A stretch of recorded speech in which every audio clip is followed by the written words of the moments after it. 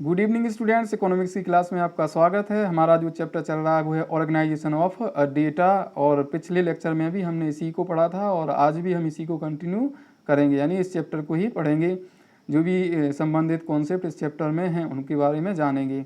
हम लोगों ने पिछले लेक्चर में पढ़ा था कि रॉ डेटा क्या होता है, और हमने रॉ डेटा के बारे में बात की थी कि जब कलेक्शन होता है डेटा का तो उसको किसी तरह से व्यवस्थित नहीं किया जाता है, वो कूड़े के ढेर के समान कलेक्शन कर लिया जाता है, या कबाड़ के समान कलेक्ट कर लिया जाता है। तो ऐसी स्थिति में उसको ज़रूरत होती है व्यवस्थित करने की। तो जब किसी सीक्वेंस के आधार पर डेटा को अरेंज कर दिया जाता है, किसी विशेषताओं के आधार पर अरेंज कर दिया जाता है, क्योंकि रॉ डेटा में ना तो होमोजिनिटी होती है, ना ही वो किसी क्लास में रखा जाता है, ना ही उसमें कुछ विशेषताओं के आधार पर वर्गीकरण किया जाता है। जब इन्हीं चीज़ों को वर्गीकृत कर देते हैं तो बन जाती है सीरीज, जिसको हम लोग स्टैटिकल सीरीज बोलते हैं। और कल हम लोगों ने बात की थी कि स्टैटिकल सीरीज को दो तरह से बांट सकते हैं, एक तो उसकी विशेषताओं के आधार पर और एक उसकी बनावट के आधार पर। तो हम लोगों ने बात की कि जब हम उनकी विशेषताओं के आधार पर बांटते हैं तो सबसे पहली होती है टाइम सीरीज, जिसमें समय के आधार पर बांटते हैं। दूसरी होती है स्पेशियल सीरीज,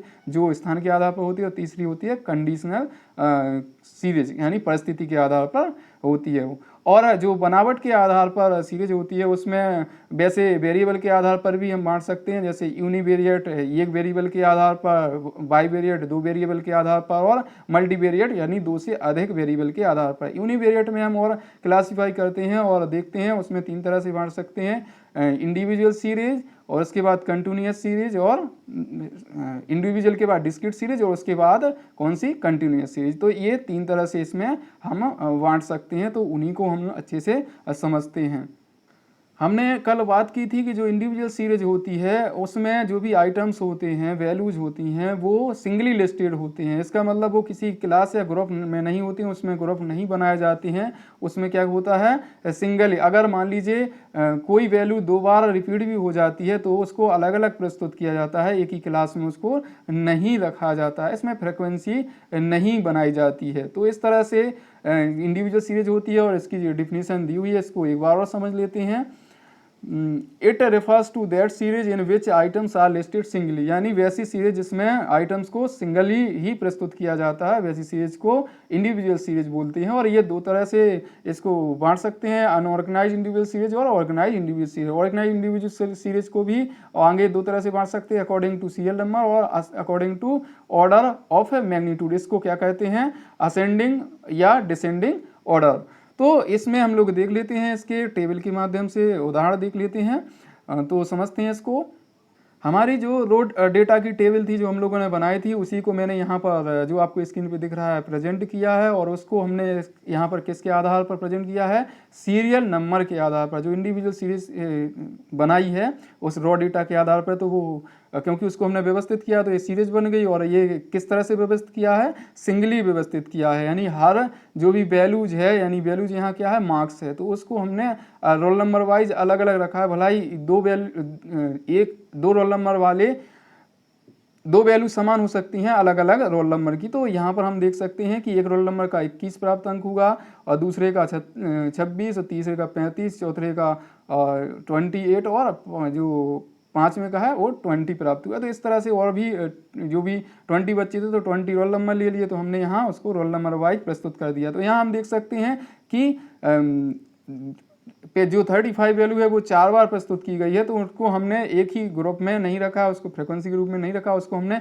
अलग अलग लिस्ट किया हुआ है। आप देख सकते हैं यहाँ पर है 35, यहाँ पर भी 35 है, यहाँ पर भी 35 है, और यहाँ पर भी 35 है, यानी 3, 13 और आपका 17 और 19 जो रोल नंबर है उनके समान अंक हैं, फिर भी उनको हम लोगों ने अलग अलग प्रस्तुत किया। तो जब इंडिविजुअल सीरीज में हम क्या करते हैं, जो भी वैल्यूज होती है उसको सिंगली प्रस्तुत करते हैं। भलाई दो व्यक्तियों की या दो वैल्यू समान हो तो उसको हम एक साथ नहीं रखते हैं।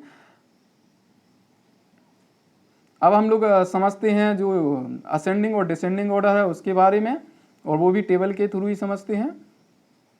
उसी रॉ डेटा को हमने यहाँ जो आपको टेबल दिख रही है स्क्रीन पे, वो उसको यहाँ रख दिया है, इसी तरह से बना है। तो हमने जो इंडिविजुअल सीरीज है उसको असेंडिंग ऑर्डर में यहाँ पर व्यवस्थित किया है। ये आप देख सकते हैं data arrange in ascending order. तो यहाँ 20, 21, 22 इस तरह से ये बना हुआ है। देखिए जो रिपीटिशन हुआ है वो भी अलग दिख रहे हैं। तो जो 35 वो कितनी बार रिपीट हुआ था, 4 बार, लेकिन फिर भी हम लोगों ने इसको 4 ही बार अलग अलग लिखा है, फ्रिक्वेंसी में नहीं लिखा है। और आगे देख लेते हैं, अब ये डिसेंडिंग में देख लेते हैं। तो ये डेटा को हमने डिसेंडिंग में, जो रॉ डेटा था हमारा, उसको डिसेंडिंग ऑर्डर में हमने प्रस्तुत किया है। ये देख सकते हैं सबसे बड़ी वैल्यू पहले और सबसे छोटी वैल्यू कहाँ हो जाएगी, लास्ट में हो जाएगी। तो आप जानते हैं कि असेंडिंग का मतलब होता है कि सबसे पहले छोटी वैल्यू को पहले लिखते हैं और आखिरी वैल्यू को अंत में लिखते हैं। जो भी बड़ी वो वैल्यू होती है उसको अंत में लिखते हैं। और जो डिसेंडिंग होता है उसमें सबसे बड़ी वैल्यू को पहले लिखते हैं और सबसे छोटी वैल्यू को अंत में लिखते हैं। तो इस तरह से हमने इसका प्रस्तुतिकरण किया है। अब उसी रॉ डेटा के माध्यम से हम लोग टेबल बनाएंगे, कौन सी, डिस्क्रीट सीरीज, या इसी को बोलते हैं फ्रीक्वेंसी एरे, या इसी को कह सकते हैं अनग्रुपेड फ्रीक्वेंसी डिस्ट्रीब्यूशन। तो हम इसमें देखते हैं कि जो भी वैल्यूज होती है वो खंडित होती है, यानी निश्चित वैल्यू को ही रखा जाता है। और ये कैसी होती है, खंडित होती है, खंड में होती है, यानी ये एग्जैक्ट नंबर में ही होती है। इसको जनरली फ्रैक्शन वैल्यू में नहीं रखते। तो यहाँ पर हम लोग समझ सकते हैं कि इस साइड आप देख सकते हैं, इसमें मार्क्स को हमने रखा है, इसमें टेली वार या फ्रिक्वेंसी, और ये क्या है, फ्रिक्वेंसी जो टोटल है। तो टेली मार्क्स की मान, यहाँ पर क्या है, टेली वार्स दिया हुआ है फ्रिक्वेंसी का। तो यहाँ पर आप देख सकते हैं कि जो हमारा रॉ डेटा था उसमें 20 कितनी बार आया था, एक बार आया, तो उसका टेली मार्क्स भी 1 लगा दिया, और यहाँ पर भी फ्रिक्वेंसी भी 1 है, 21 भी 1 है। तो यहाँ पर आप देख सकते हैं कि ये वैल्यू जो 11 आई थी, यहाँ पर भी देख सकते हैं, ये भी देख सकते हैं, और यहाँ पर भी देख सकते हैं। और इसके बाद आप देख सकते हैं कि जो 23 थी वो 2 बार रिपीट हुई थी। उसी प्रकार से 28, 29 और 30 भी 2 बार रिपीट हुई हैं।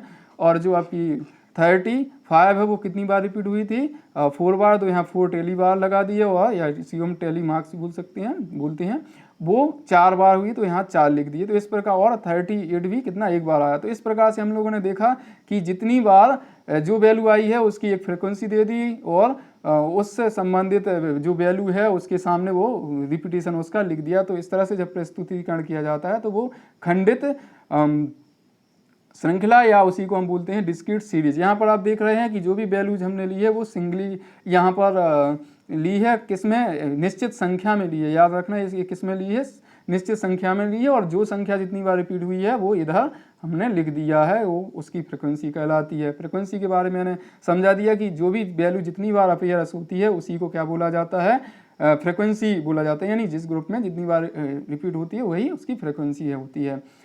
उसके आगे हम लोग समझते हैं, अब समझते हैं खंडित सीरीज, और इसको ग्रुपेड फ्रीक्वेंसी डिस्ट्रीब्यूशन भी बोलते हैं, और इसको हिंदी में बोलते हैं सतत श्रृंखला, या इसको अखंडित श्रृंखला भी बोलते हैं। इसका जनरली यूज तब करते हैं जब जो माप हैं उनको बिल्कुल निश्चिततापूर्वक नहीं बताया जा सकता है, यानी वो एक रेंज में रहते हैं, तो इसको जनरली प्रस्तुत किया जाता है। जो हमारा रॉ डेटा है उसको हम यहाँ प्रस्तुत करके ग्रुप के माध्यम से दर्शा सकते हैं। तो आप देख सकते हैं कि मैंने यहाँ पर एक टेबल बनाई हुई है, और इसमें क्या बनाया है, पहले कॉलम में हमने लिखा हुआ है मार्क्स को, दूसरे में टेलीवास को, तीसरे में फ्रीक्वेंसी को। तो जो भी ग्रुप बनाया, यहाँ ये क्लास है, तो क्लास जो बनाई हुई है वो 20 से 25 की पहली है, दूसरी क्लास, तीसरी क्लास, चौथी क्लास। तो मैंने 4 क्लासों में यहाँ पर क्या कर दिया है, संबंधित जो रॉ डेटा है उसको बांट दिया है, और जितना भी रिपीटिशन हुआ, यानी 20 से 25 तक की वैल्यू कितनी आई है,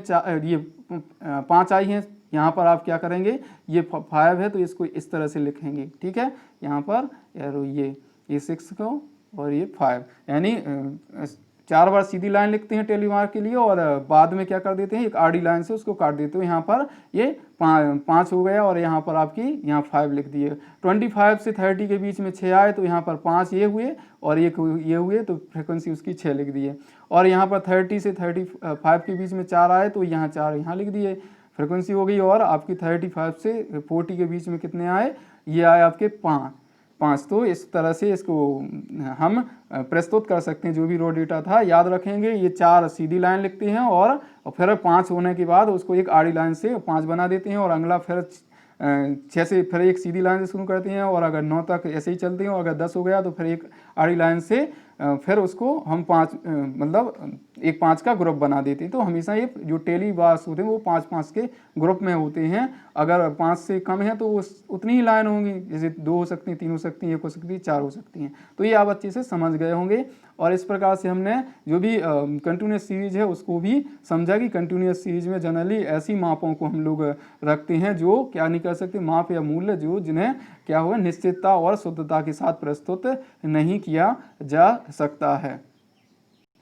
अब जो कंटिन्यूस सीरीज है उससे संबंधित जो महत्वपूर्ण टर्म्स हैं उनको हम समझ लेते हैं, यानी important terms under continuous series. तो सबसे पहले हम समझते हैं क्लास को, कि क्लास क्या होता है। It hereby means a group of number in which items are placed such as 0 to 5 या 5 to 10, 10 to 15 एटसेट्रा, यानी और भी आगे जैसे 15 से 20 हो सकता है, 20 से 25 हो सकता है। तो जब जो भी संख्या है उनको एक ग्रुप में प्रस्तुत किया जाता है, जो भी उसमें, और उसमें क्या रखा जाता है, आइटम्स आर प्लेस्ड सच, और उसमें आइटम्स को जो भी वैल्यूज होती हैं उन ग्रुप के बीच में उनको रखते हैं। जैसे अभी हम लोगों ने रॉ डेटा को कंटिन्यूस सीरीज में रख दिया है कि 20 से 25, 25 से 30, 30 से 35, 35 से 40, तो इस तरह से रखा है। तो ऐसे ही इसमें जब ये वैल्यू इस तरह के ग्रुप बना दी जाती हैं तो यही क्या कहलाती है, क्लास होती है।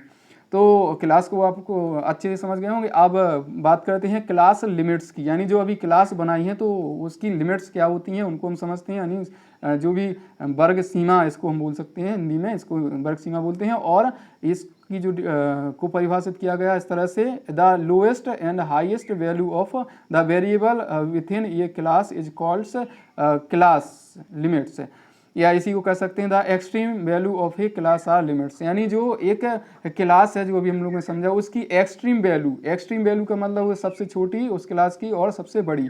तो अभी हम लोगों ने जो कंटिन्यूस सीरीज बनाई उसमें हमने 4 क्लास बनाई थी। तो यहाँ पर हम देखते हैं कि 4 क्लास में हर क्लास की एक एक्सट्रीम वैल्यू होगी।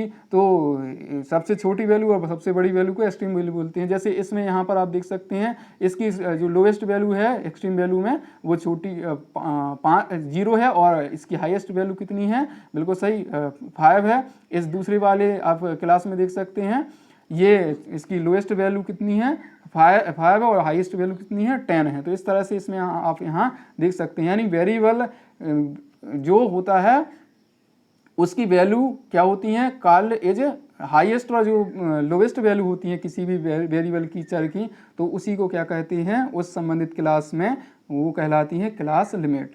तो हम लोग यहाँ पर समझ लिए हैं कि जैसे हमारे डेटा वाले एग्जाम्पल में जो भी हमारा वेरिएबल था वो क्या था, मार्क्स थे, बिल्कुल सही। तो मार्क्स को हमने कंटिन्यूस सीरीज में ग्रुप में बांट दिया। तो जब ग्रुप 4 बनाए तो हमारा पहले ग्रुप का जो लोअर लिमिट है वो थी 20, और उसकी अपर लिमिट कितनी थी, 25, बिल्कुल। तो यही उसकी क्या है, एक्सट्रीम वैल्यू, और इसी को बोला जाता है क्लास लिमिट। और बाकी जो भी ग्रुप्स क्लास हैं संबंधित हमारे कंटिन्यूस सीरीज वाले में, वो भी क्या है, अपनी अपनी एक्सट्रीम वैल्यू रखते हैं। अब हम समझते हैं क्लास इंटरवल को। It is the difference between upper limits and the lower limits. तो ये क्या होता है, ये डिफरेंस होता है किसके बीच में, बिल्कुल सही, अपर लिमिट्स एंड लोअर लिमिट्स के बीच में। तो हमारा जो अभी हम लोगों ने बात की कि पहला कंटिन्यूस सीरीज में जो हमने क्लास बनाया था वो कितना था, 20 से 25 के बीच में। तो इसी का अगर हम जो हाईएस्ट वैल्यू है या इसी को अपर लिमिट है उसमें से किसको घटा देंगे, लोअर लिमिट को। जैसे हमारा पहला क्लास था 20 से 25, तो इसमें से हमारी इसकी हाईएस्ट वैल्यू कितनी है, 25, और माइनस कर देंगे कितना को, 20 को, तो ये आपकी प्राप्त हो जाएगी 5। तो जो क्लास इंटरवल है वो 5 प्राप्त हो जाएगा। तो ये क्या होता है, difference between the upper limits and the lower limits, किसका, ऑफ ए क्लास का। अब बात करते हैं मिड वैल्यू। तो मिड वैल्यू को समझ लेते हैं। It is the average value of the upper and lower limits. तो जो लिमिट्स होती हैं क्लास की, यानी लोएस्ट लिमिट और अपर लिमिट, तो उनके बीच में क्या होता है, अगर उन दोनों को जोड़ के 2 से डिवाइड कर दें तो हमें क्या प्राप्त हो जाएगा, बिल्कुल सही, मिड वैल्यू, मध्य जो मूल्य है वो हमें प्राप्त हो जाएगा। तो उसको हम लोग समझ लेते हैं फॉर्मूले के माध्यम से। जैसे ये आपको फॉर्मूला दिया है, यहाँ अपॉन में है, यानी mid value is equal to upper limit plus lower limit upon 2। तो हमारा जो पहला क्लास था वो कितना था, बिल्कुल सही, यहाँ 20 था और फिर 25 था। इन दोनों को जोड़ दिया और 2 से डिवाइड कर दिए, तो ये कितने के बराबर हो जाएगा, 45 के बराबर हो जाएगा। इससे 2 से डिवाइड कर दिया तो हमारी जो मिड वैल्यू है वो कितनी प्राप्त हो जाएगी, बिल्कुल सही, ये आ जाएगी आपकी 22.5 यानी 22.5 के बराबर आ जाएगी। अब बात कर लेते हैं हम लोग फ्रिक्वेंसी, जो क्लास फ्रिक्वेंसी उसकी। तो फ्रिक्वेंसी हम लोग समझ चुके हैं, अब हमें बात करनी है जो वर्ग होता है, क्लास होता है, उसकी फ्रिक्वेंसी, इसको हिंदी में बारंबारता बोलते हैं फ्रिक्वेंसी को। अब यहाँ दिया हुआ है the number of observation corresponding to a particular class is known as class frequency. तो एक विशेष पर्टिकुलर क्लास में जो भी फ्रिक्वेंसी आती है उसी को उस संबंधित क्लास की क्लास फ्रिक्वेंसी बोलते हैं। यानी जो भी पर्टिकुलर क्लास है, जैसे हमारा मान लीजिए 20 से 25 में आई थी 5 फ्रिक्वेंसी, तो वो उसकी क्लास फ्रिक्वेंसी है। इसके बाद 25 से 30 में आई थी 6 फ्रिक्वेंसी, और 30 से 35 में आई थी 4 फ्रिक्वेंसी, और 30 जो आपका 5 से 40 तक आई थी 5 फ्रिक्वेंसी। तो इस प्रकार से जो हमारी फ्रिक्वेंसी आई थी, अभी हम लोगों ने एग्जाम्पल में देखा था टेबल के माध्यम से, कंटिन्यूस सीरीज वाले में। तो पर्टिकुलर क्लास की जो भी फ्रिक्वेंसी होती है उसी को क्लास फ्रिक्वेंसी कहा जाता है। अब हम लोग समझते हैं टाइप ऑफ कंटिन्यूस सीरीज, या इसी को बोलते हैं टाइप ऑफ फ्रिक्वेंसी डिस्ट्रीब्यूशन। तो कितने प्रकार का होता है, जो कंटिन्यूस सीरीज है वो कितने वर्ग मतलब प्रकार में बांट सकते हैं या बांटा जाता है, उसको हमें समझना है। तो यहाँ पर केवल हम लोग आज उसकी प्रकार को जानेंगे कि कितने प्रकार में बांटा जाता है, और उसके बाद अगली जो भी क्लास होगी, लेक्चर होगा, उसमें समझेंगे। तो इसको 5 प्रकार में बांटा गया है, जो भी आपकी कंटिन्यूस सीरीज होती है। एक एक्सक्लूसिव सीरीज, दूसरा है इंक्लूसिव सीरीज, तीसरा ओपन एंड सीरीज, और चौथा है कम्युनिटी फ्रिक्वेंसी सीरीज, और पांचवा है मिड वैल्यू फ्रिक्वेंसी सीरीज। धन्यवाद।